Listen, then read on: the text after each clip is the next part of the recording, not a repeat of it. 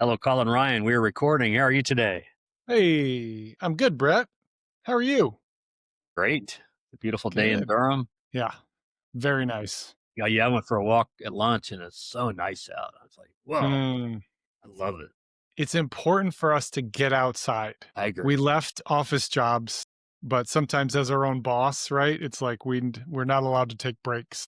Yeah. We're going to talk in this episode about how to flourish as an entrepreneur, how to flourish as a man, how to flourish in midlife. Let's start with a little, tell us about your story. Why don't you start with where you were born, some of your highlights of your life, and what are you doing now, professionally and personally? Go. Yeah, sure. Let's see. So I was born, I tried to catch it, but I missed it. Let me turn on Do Not Disturb. So I was born in California, grew up in San Diego. My dad lived in San Diego. My mom lived in upstate New York. So I kind of bounced back and forth. Very talkative, dramatic, creative kid. My claim to fame as a child was that I was a spelling bee champion in fourth grade or something. I say or something, but I bring it up all the time, Brett. It's A minor it's detail that not that yeah, yeah. important. I'm acting vague, but it's my greatest accomplishment. Uh, and then as I got older, I I got more into making stuff, being artistic, writing, and also started to experience some mental health issues, started to experience some depression and anxiety that or I should say, like blossomed. It's probably not the right word, but got bigger in my 20s. And in my mid to late 20s was when things started to really kick off for me. I went to therapy. I started to get help with some of that stuff. And I also got an opportunity to apply for a job as a presenter teaching financial literacy to high school students. Like truly an incredible opportunity that I got a chance to do only because I knew somebody who worked at the company and said, "Hey, there's this job. Maybe you're interested." And so I like to describe my success as luck and hard work because it's luck is why I got that opportunity to apply for the job.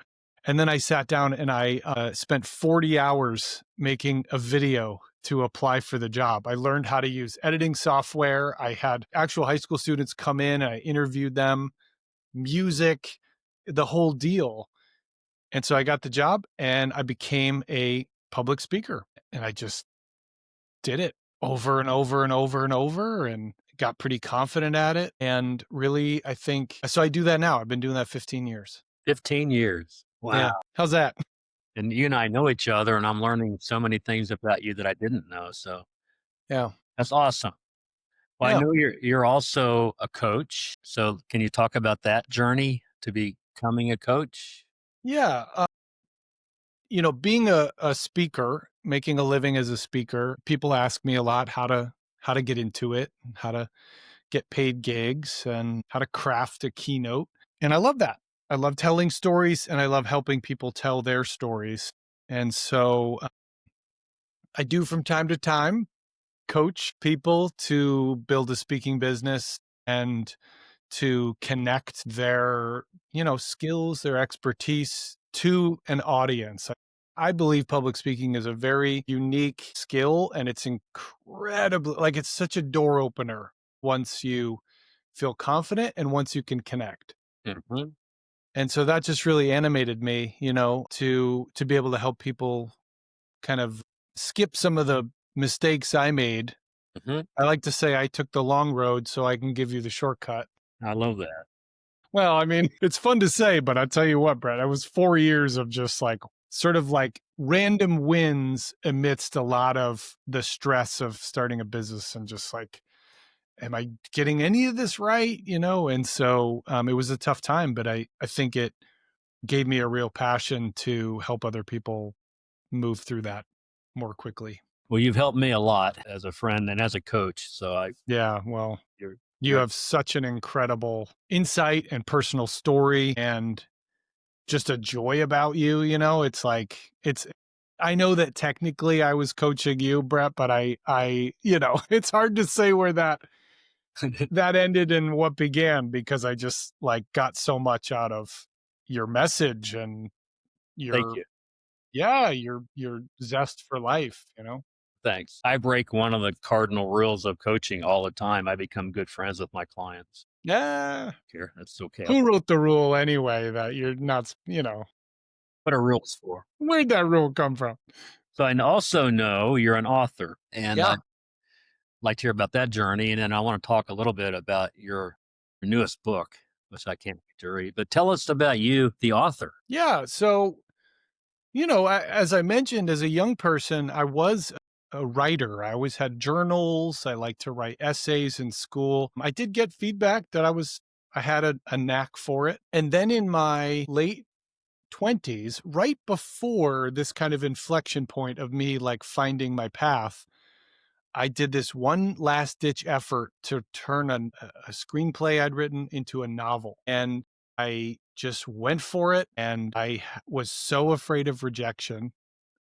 And I was such a perfectionist that I just like made myself miserable. And I had to give up because it was probably a good book. But I never let anybody read it.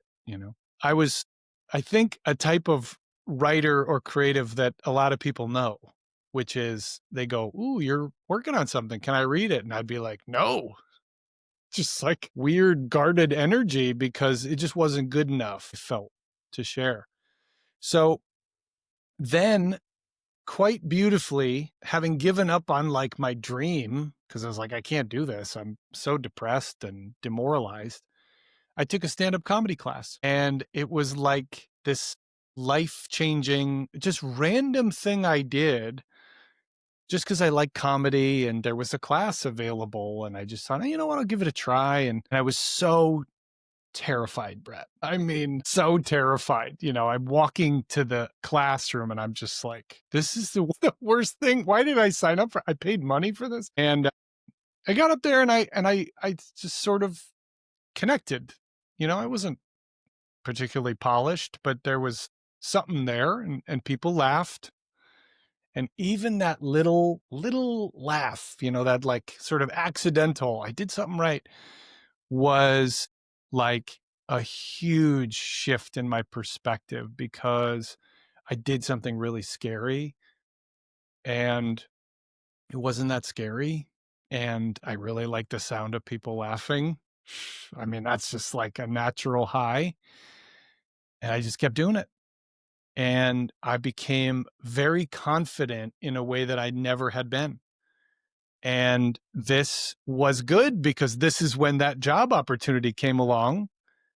Do you want to talk to high school students about personal finance? I mean, so like the toughest audience possible, and then a subject that I really don't know anything about. I mean, I'm just broke, I don't know how to manage money. And like I said, I went for it.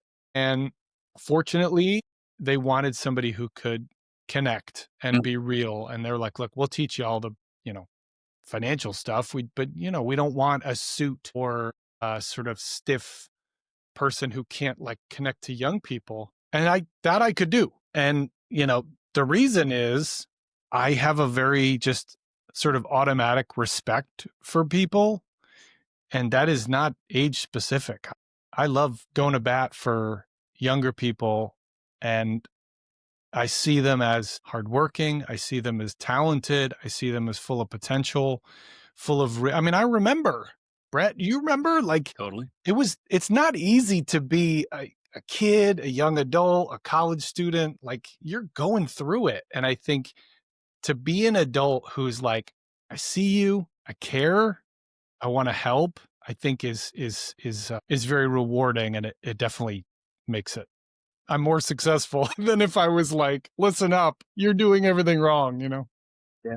That's the rule I would break, Brett. I wouldn't want to be a speaker like that. Yeah. That's so good.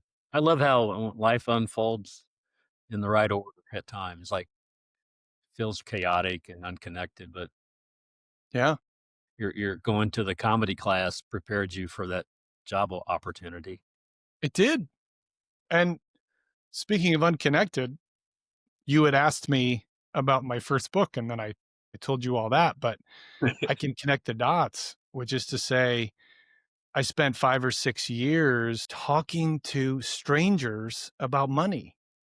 Like, I would go all over the country. After a couple years at the job, I went off on my own, and Okay. so that was maybe 12, 13 years ago. I was only at the job a couple years, but I just had that light bulb of, "Oh my gosh, I wonder if I could do this for myself, work for myself." And having all these conversations and learning people's stories, it really opened my eyes and made me really passionate about kind of breaking down finance into really simple language, and so I wrote that book, and it took me 4 years, and I dealt with a lot of I'll be honest, I dealt with a lot of mental health stuff. I had my confidence that I didn't have the first time around, in my 20s, but I was still, and I still am, by the way, a perfectionist. And Mm, so that's just a thing that I have to, you know, kind of love about myself. right.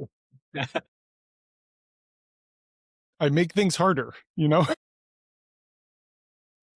And so, like I said, I took 4 years to write a book. And part of that was because I was struggling with lack of sleep. I was having some, like I said, mental health and health stuff happening, but I was able to persist and I wrote the book. And the funny thing, Brett, is I wrote like 25,000 words too much.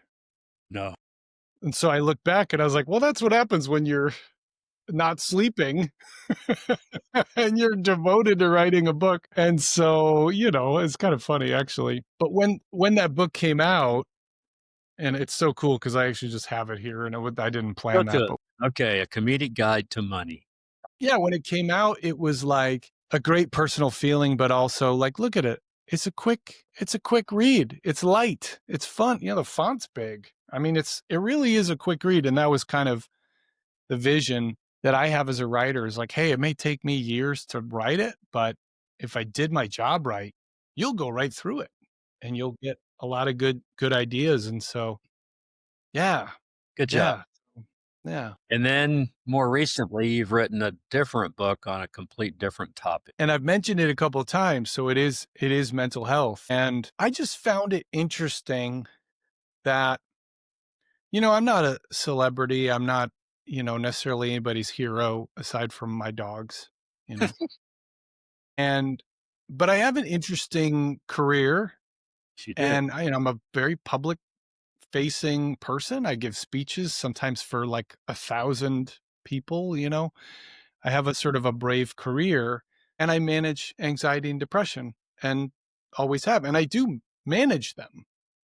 I used to be managed by them. And I have learned how to get out of bed and lean on my resources and show up for other people. And I felt like that was a story I wanted to tell. And so I started writing that book about 2.5 years ago, and it's going to be out January 1st. And it's Okay. called Epic Tiny Victories. And it's a mental health book that is told entirely through entertaining stories. Same as my last book, my vision was, hey, maybe you wouldn't read like a deep dive into the science of depression. Maybe you would, but maybe you wouldn't. You'll read this, you'll will be fun. Yeah. You know, you'll learn a lot of good ideas, but it'll also like it's pretty funny. It's a funny book. Good for you. Good for you. Yeah.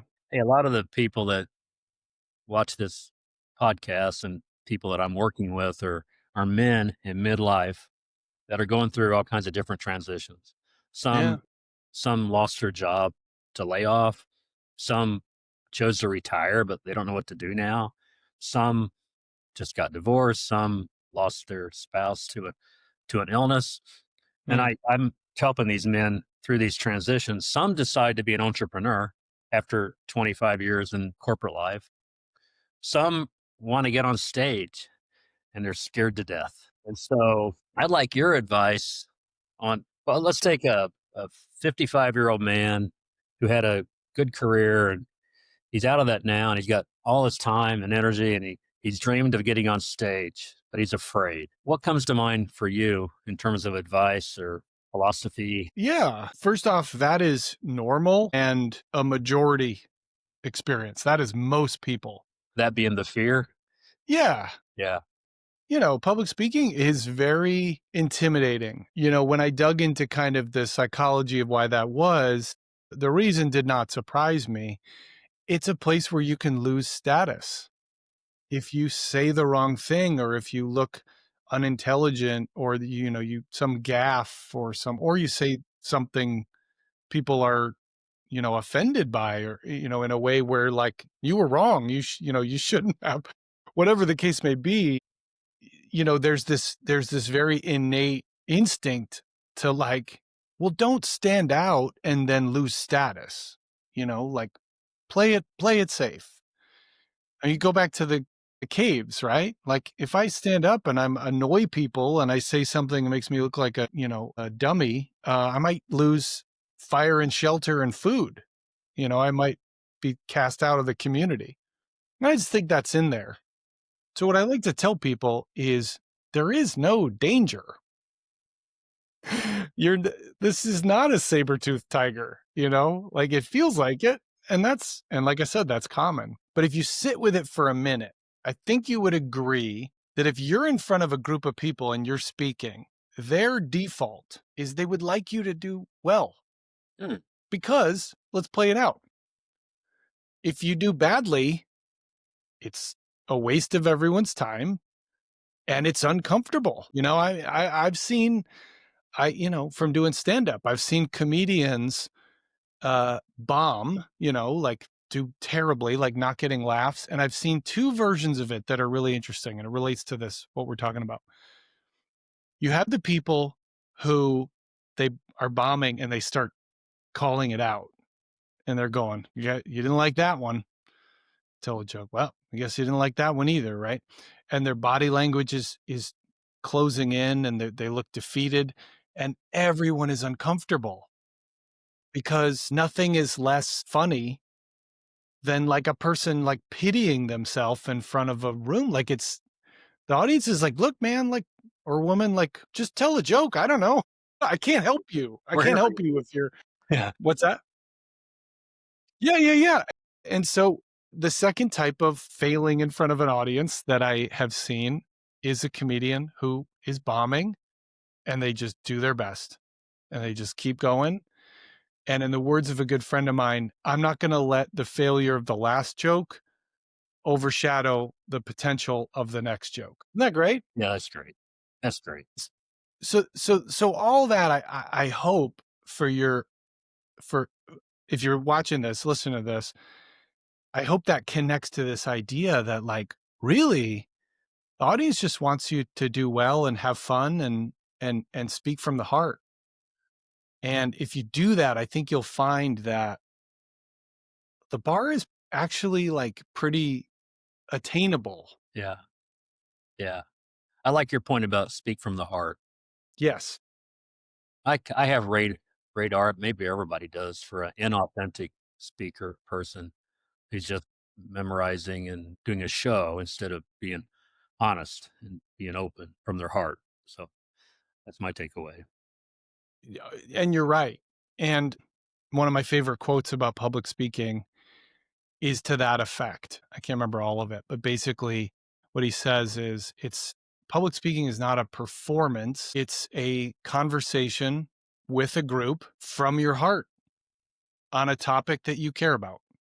Beautiful. When you boil it down to that, it's like, okay, well, what do you care about? And do you just want to support these folks? Whether it's students, adults, peers, whether it's your bosses, right? Like if you can stand there and be, investors, people with power, right? If you can just stand there and be like, I like you all and I want to help. And this is what I got. This is what I know, is what I care about. That's what I that's what I think it's really like, Yeah, actually. I love You that. know? Okay, another question. You and I have both done this, but a lot of people have not. They're in a job, in a career that doesn't light their fire, and they dream of one day stepping out and doing their own thing, but they're scared to death, and they let years go by. Maybe they never do it, but which makes me sad. But any advice for those that have an entrepreneurial bug, but they're just afraid to pull the trigger? You know,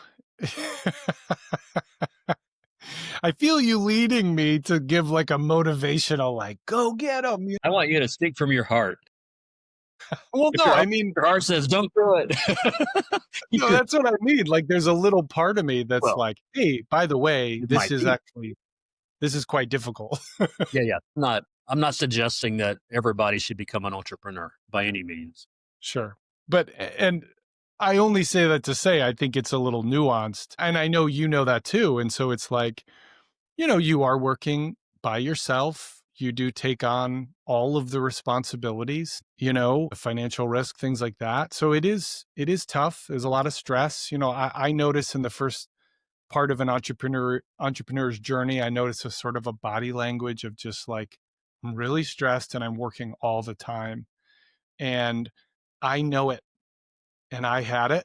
And I think that going through it has given me a lot of empathy for people and also a belief that you can do it. Mhm, And you should just know that it's never just a business journey. It's also a personal journey. You are going to face things that are very important parts of you. And you'd be surprised that you're like, oh wow, how do I handle rejection? How do I handle not getting responses? I mean, that's a big part of the freelance world is you're in sales and you're reaching out to people and they just don't respond. And it can be easy to be like, what the heck, and like take it personally. mhm. So, I just I'm trying to wrap my head around this idea. And I will say the benefits are also, I think, what do they say? The juice is worth the squeeze. The benefits are there. Having gone through that process, I now have a job where, I've traveled to, I think, almost all 50 states. I've had these adventures, all over, seen different parts of the country, met lots of great people, got to do a thing I really, really love. And I have a unique amount of control over my schedule and how I spend my time. And a lot of that is a result of, maybe growing of age in a culture that really, what's the word I'm looking for? It venerates hard work above everything. Mhm, And I think that there's good in that, but I think there's also a lot of danger in that because your work can become your identity. You can work 80 hours a week and be like, "Oh, this is awesome. Look at me. Look how disciplined I am." And my perspective has really shifted to where, no, no, no. The reason I did this is so that I can leave the office at 2 and walk my dog in the woods, that sort of thing. no, that's good. Yeah, I mean, there's hard everywhere. I've seen people in a career they loved, and then one day got called into a room, and they found out their job was eliminated, Yeah. and they're devastated and Yeah. flat-footed and have no idea what to do next, like, completely shut down. That's bad. Yeah. I mean, it's hard everywhere. Makes me That's sad to see and somebody, in a money-making thing, job, career that they literally hate, and doing that for decades. That makes yeah. me sad, I wanna And show probably them. they're so numb Probably to makes them sad. yeah, and they get to the point they don't even feel the pain anymore. They're just Mm. trading their time for money. So, can I jump in on that? Of course. All right. So, I think back to when I worked at the job where I was doing presentations. I worked for a credit union. I was doing presentations. I was making a very low fixed salary, but I sensed a future in this. And I met this girl, and she was pretty and funny and smart. And she had a really good sense of business. And the other thing about her is she's the Clifton Strength activator. Okay. So she's a person who her default way of looking at the world is things are going to work out. So let's start. So my default is things are going to go badly. So let's Be do cautious. something else, right? Let's procrastinate. So when I met this girl, her name's Lindsay. We kind of co-worked, we did some projects together working with high school students, and I let it slip that I, you know, kind of thought I want to be a professional speaker. And I'll never forget. She asked me how much money would I need to save up in order to do that, like buy myself build some runway financially so I can, you know, sort of until I figure out how to make money at the business. And then she opened her calendar and said, "So what do you think will could be the first day you work for yourself?" And I was like, "Oh no, I was just saying this. I wasn't going to do it, you know." And that turned out to be the kind of structure and goal setting I needed. Yeah. And you can always move the goalpost if you're wrong, but it felt very tangible to say, this is when it's going to be, which means I need to talk to my boss on this date and I need to be saving at this rate if I can. And I ended up doing that. And incidentally, I ended up marrying that girl because not just because she gave good business advice, but because yeah, because she's Lindsay, because she's my person. That's awesome. Yeah. I So love yeah, this. I want people to hear that who might be like, who are afraid and feel stuck and are starting to feel numb. Like that's very normal. Um, yeah, man, you're probably stronger than you think, and you're more resourceful than you think, and maybe you should bet on yourself. You Yeah. know, you can always get another job if it doesn't work out, but you might you might thrive. You might learn something. You know, either way, you're going to learn something. So Yeah. I just so love it when an individual affects the trajectory of our lives with a question or with a yeah, conversation. She becomes your wife. But that is so cool in your story. We all have those embedded through our stories. Like one thing I try to do in my own life and I try to encourage others is be open to meeting new people and be open to synchronicity showing up that could completely change your trajectory because it's out there. But if you're too myopically focused on your own goals and objectives and you're shutting out the rest of the world, you're going to miss it. So I'm glad that you listened to Lindsay. I'm glad mm. you noticed her and then you talked to her and then she pushed you. You just made me think of a little amusing statement I said earlier. I owe my success to luck and hard work, and I think that that is true of my relationship with Lindsay. I was lucky enough to. I actually was doing stand up at a show, and she came in, and Nice. that was how we met. And thank God I was funny. I She mean, met you as a comedian. That's the cool. stakes were never higher. What if I'd bombed? I wouldn't.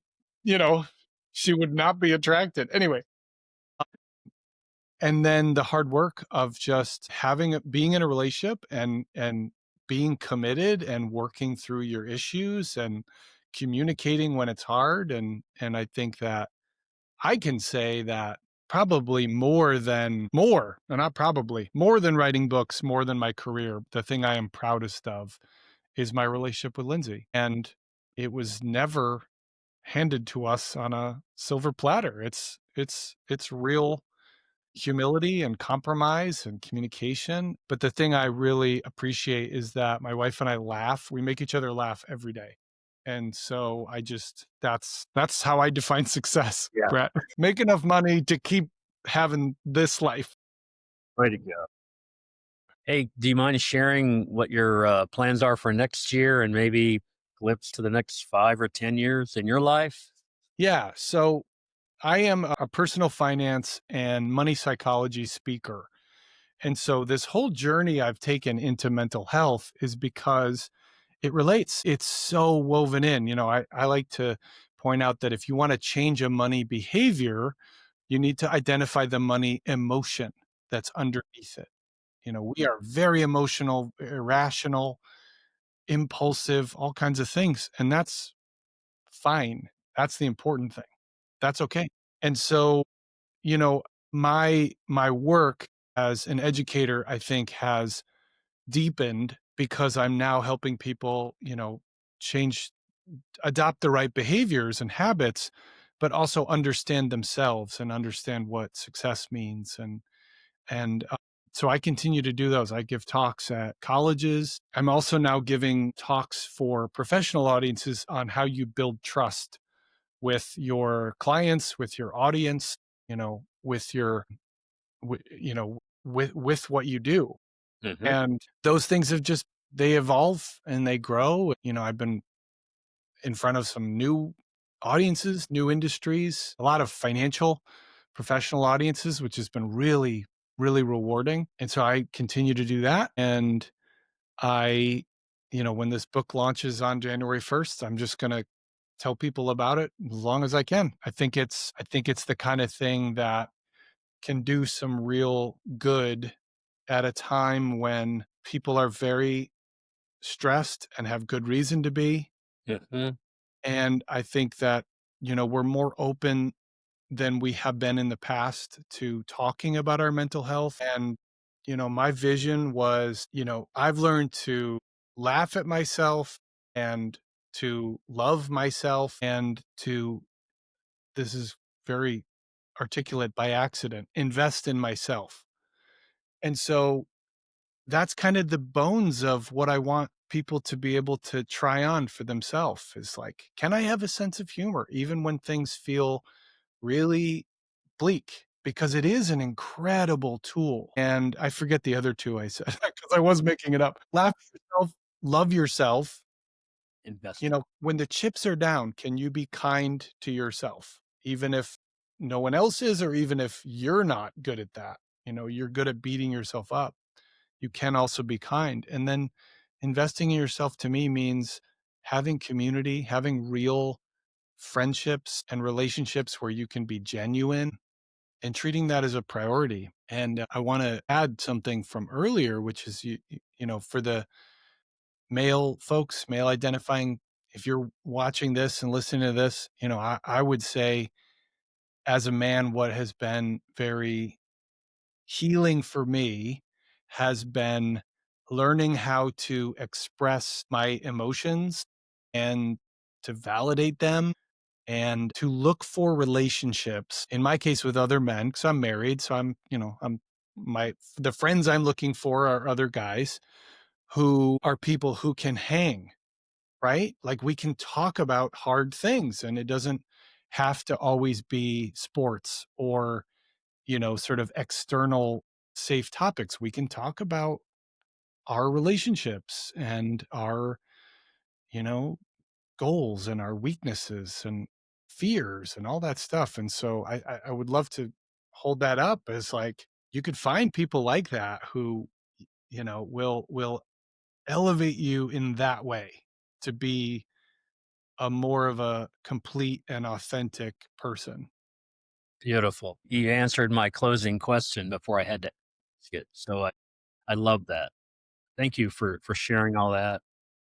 And I can feel your heart speaking as you share all that. It's so beautiful. Thank you. Well, hey, why don't you let everybody know how they can get in touch with you? Yeah. So my website is colinryanspeaks.com. And on there, I have the keynotes that I give. And I also have now a link to the book that's coming out January 1st. That book is called Epic Tiny Victories. And that is my whole life philosophy is that progress is like one small win, the tiniest possible win at a time. And then you look back and you go, man, that was actually major. Like, right? Being vulnerable with somebody when you just want to keep silent or getting out of bed when you can't think of a reason why. Like these are small steps, but you look back and you go, man, I'm so glad I did that. So that's the book, Epic Tiny Victories. And that'll be available on Amazon and my website as well. And yeah, reach out. I do also coach people on public speaking, and I just try to make that really accessible and convenient. So you can always reach out to me, and love to get to know you and see if I can be helpful. So yeah, Well, Well, thank you. I'm a big fan, as you know. You're kind. I am too. You've helped me a lot. We've become good friends, and I appreciate Yeah, you sharing your absolutely. wisdom and your story with the audience. Hope you have a great Thanksgiving and wrap up this year well, and then next year we'll both go out there and crush it, one Yeah, step at we'll make it a great year. a time. Absolutely. It'll be a great year. Yeah. Okay, well, thanks again, and we'll catch up with you later. Thanks, Brett. See you.